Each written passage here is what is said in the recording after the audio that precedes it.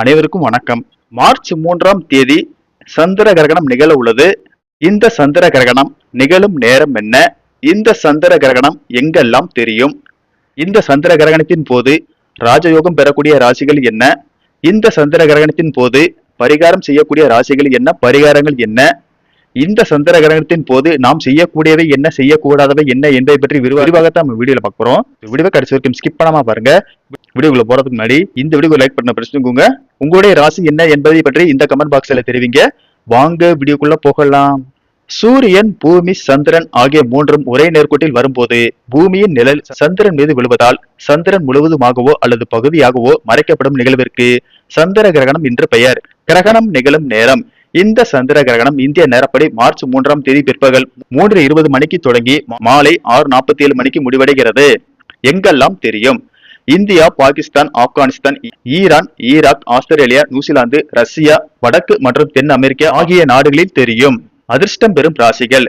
முதலாவது ராசியாக ரிஷபம். ரிஷப ராசியினருக்கு இந்த காலகட்டமானது இவர்கள் வாழ்க்கையில் மிகப்பெரிய அளவில் முன்னேற்றத்தை கொடுக்க போகிறது. திடீர் வருமானம். இவர்கள் பல கடன்களை அடைக்கக்கூடிய அமைப்பை உண்டாக்கும். ஒரு சிலருக்கு நினைத்த இடத்தில் வேலை கிடைக்கக்கூடிய யோகம் கிடைக்கும். தொழில் மற்றும் வணிகத்தில் நல்ல லாபம் கிடைக்கும். அடுத்த ராசி மிதுனம். மிதுன ராசினருக்கு இந்த காலகட்டம் வியாபாரத்தில் நல்ல லாபம் பெறுவார்கள்.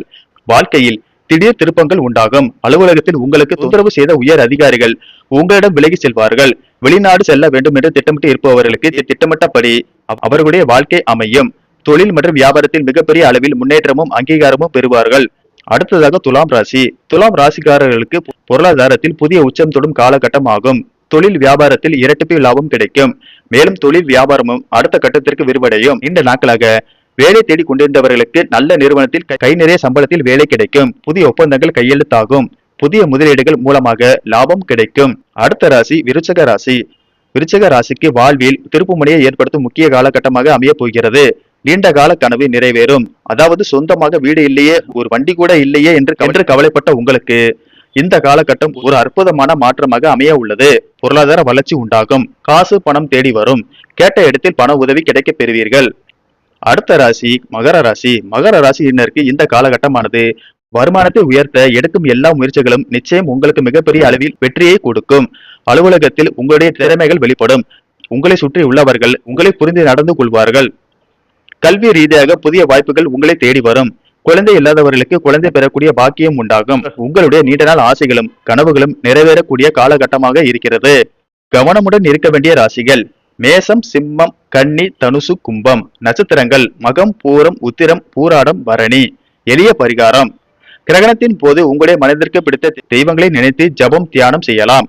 ஓம் நம சிவாய, ஓம் நமோ நாராயணா, ஸ்ரீராம ஜெயம், ஓம் சரவண பவ போன்ற மந்திரங்களை உச்சரிக்கலாம். சந்திர கிரகணம் முடிந்த பின்பு குளித்துவிட்டு வீட்டை சுத்தம் செய்து விளக்கேற்றி அருகில் உள்ள கோவிலுக்கு சென்று வரலாம். கிரகணத்தின் போது செய்யக்கூடாதவை. கிரகணம் நடைபெறும் சமயத்தில் கிரகண அலைகள் தாக்காமல் இருக்க வெளியே செல்லக்கூடாது. குறிப்பாக குழந்தைகள், கர்ப்பிணி பெண்கள் வீட்டை விட்டு வெளியே செல்லக்கூடாது. கிரகண நேரத்தில் சமையல் செய்யக்கூடாது. முக்கியமாக சாப்பிடக்கூடாது. கிரகணத்தின் ஒரு மணி நேரத்திற்கு முன்போ அல்லது பின்போதான் சாப்பிட வேண்டும். கிரகண சமயத்தில் கர்ப்பிணி பெண்கள் கத்தி உள்ளிட்ட கூர்மையான பொருட்களை தொடவோ கையில் வைத்திருக்கவோ கூடாது. கிரகண சமயத்தில் சண்டை, அவதூறு சொற்களை தவிர்க்க வேண்டும். கிரகணத்தின் போது செய்ய வேண்டியவை. சந்திர கிரகண நேரத்தில் முன்னோர்களுக்கு தர்ப்பணம் கொடுப்பது நல்லது. யாகசாலை அமைத்து ஹோமங்கள் செய்வது மிகவும் பலன் தரும். கிரகண கதிரைகள் தாக்காமல் இருக்க உணவுப் பொருட்களை தர்ப்பை புல் போட்டு வைப்பது மரபாகும். கிரகண சமயத்தில் இஷ்ட தெய்வங்களை நினைத்து ஜபம், தியானம் செய்வது கூடுதல் பலனை தரும். மாணவர்கள் பாட புத்தகம் படிக்கலாம். சந்திர கிரகணம் முடிந்ததும் தண்ணீரில் பூ, மஞ்சள், 3 வேப்பிலை கலந்து குளித்தால் கிரகணத்தால் ஏற்பட்ட கண்ணுக்கு தெரியாத கிருமிகள் மடியும். கிரகணம் முடிந்த பின் வீட்டை நன்றாக கழுவி சுத்தம் செய்து நாமும் நன்றாக சுத்தமான பின்னர் சுவாமி படங்களை சுத்தம் செய்து விளக்கேற்றி இறைவனை வழிபட நன்மை உண்டாகும். நன்றி.